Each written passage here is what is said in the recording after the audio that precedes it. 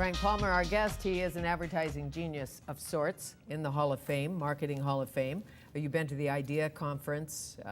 You present a lot about what sells, why we buy what we buy. Do we buy the mattress because we see the mattress, or do we buy a lifestyle? How does that work? Well, I think today more than ever, people are really smart about what they buy. You know, the web has changed everything. People are very much research conscious. You know what kind of car you're going to buy. You know what kind of mattress you want. You know whether it does everything you want it to do before you go and buy. And it's not just price that gets you sort of motivated to do it. People really search out today what they're going to do. Look at car sales. Yeah. You do it all online. Then you go to the dealer and say, I know more about this car than you do. And you know as much because you can go on TrueCar and you can check the car out, get the price, and then get your best price or highest price, and go and talk to the dealer and say, this is what I want to pay. So when DDB does a car commercial, a Subaru commercial, what are the rules? Well, how do you make it interesting? Well, how do you make me buy a Subaru? Or a Cadillac? Well, actually, Subaru sales have done quite well. We've had about 20 months of continuous car sale growth over the last couple of years, and we've just made the commercial. First of all, the car has to be a car that people want to buy. I mean, you can convince people to buy certain things, but you can't afford, you can't make them buy something they don't think sexy. So we had to make Subaru seem more sexy than it was, and by using the Wrestler, the Subaru.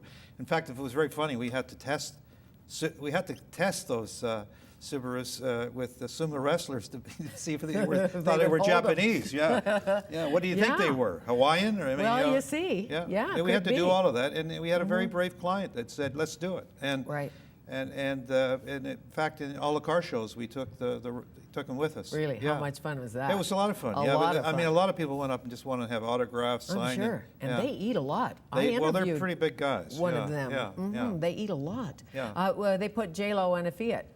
Wrong. Why would Jay Leno be Jay Leno? You know, why would J Lo be in a bad choice? She'd be in a Bentley, nobody's probably. For sure, Likely. or a Ferrari or something like that. But no one believes that she would drive that car. Seriously. And so believability big, even if it's kind of a joke or not. First of all, it wasn't a joke. She would have got a lot of money for doing it. Yes. True. And that was probably the motivation for her, but it was like, you wouldn't see her driving around that car. Come on. Do you want someone to cry at a commercial? Arden, again, in this great article in Zoomer, talks about she cries at Tim Hortons commercials because it's about hockey. Yeah. It's about coffee, too, but it's about hockey. It makes her feel Canadian. She cries when she sees golden retrievers.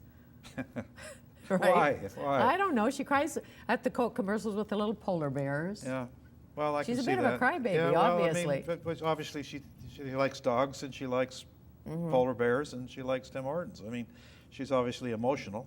Obviously. Well, obviously. And a good songwriter. Maybe she could write that into one of her songs. Perhaps. Why not? So now you have an issue that's controversial, a war in the woods, for instance. Right. The timber sellers are saying, we're legit, we're doing good work, we're hewers of wood, and the environmentalists are Coal saying... sands, the oil sands in Alberta are doing a pretty good job right now promoting what they're doing. Promoting what they're doing. You did a campaign for BC salmon farmers. Should we take a look? Yeah. Okay. Procrastinate from a Tokyo to the Golden Gate. Bang from the general, bang from the tank, bang, bang from the cabinet. It was a cat.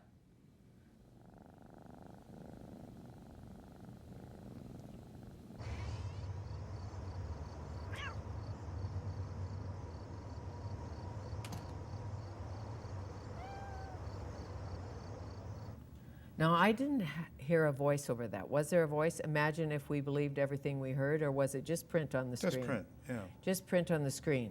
Yeah.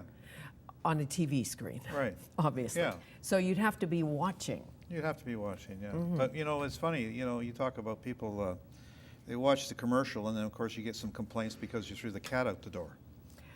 Probably. You know, I mean, Yes. I suppose at times you don't expect to get that kind of feedback, but those commercials were very effective for the client. So whether you love or hate farm salmon, or you have an opinion about it, a political opinion, should it be on land or at sea, or should it be in BC or just in Norway, or any of that, what that commercial asks you to do is to examine everything you hear, just like Ezra Well, you know what Levant asked us to do about Omar Cotter, in a way. That's right. The toughest individuals in that whole campaign were our own people, our own creative people. Why would we do this campaign when actually, salmon, real salmon that are swimming in the ocean are better salmon than farm salmon? And after they had a chance to visit the farms and talk to the owners, and they actually changed their mind. So they became real believers in the fact that, you go to Europe and it's farm salmon pretty much anywhere, farm fish everywhere. I mean, if you don't have it, you're going to run out of it eventually. So the fact of the matter is that it's a plus, Sure. not a negative. And if you can farm ecologically, it makes sense. If you can't, well, then that That's doesn't right. make sense, Yeah. and on it goes. So Yeah. you have to get there somehow. What about jingles that stay in your head? I was thinking about Dinah Shore. See the USA in a Chevrolet. Well, that's I'm pretty, that old. No, well, that's I can still sing it. Yeah. I I can know. still say plop plop fizz fizz. Oh, Alka-Seltzer, what a relief it is. Well, good commercials and jingles will almost last forever. I mean, they're the same as music that's sung by Sinatra or Right, you know, $1.49 Day Woodwards. Yeah, $1.49 Day, and I remember the guy that was doing those commercials too. Yeah, I do too. Yeah, that goes by. It's got to be 2 or 3 years we ago, are right? old. Yeah, we're getting there. Just beyond the Mad Men. Was your office a little Mad Men-ish? Oh, or absolutely. I mannish? mean, I was on the fringe of it, and it was very much that show, and the show is very authentic. It's a good show.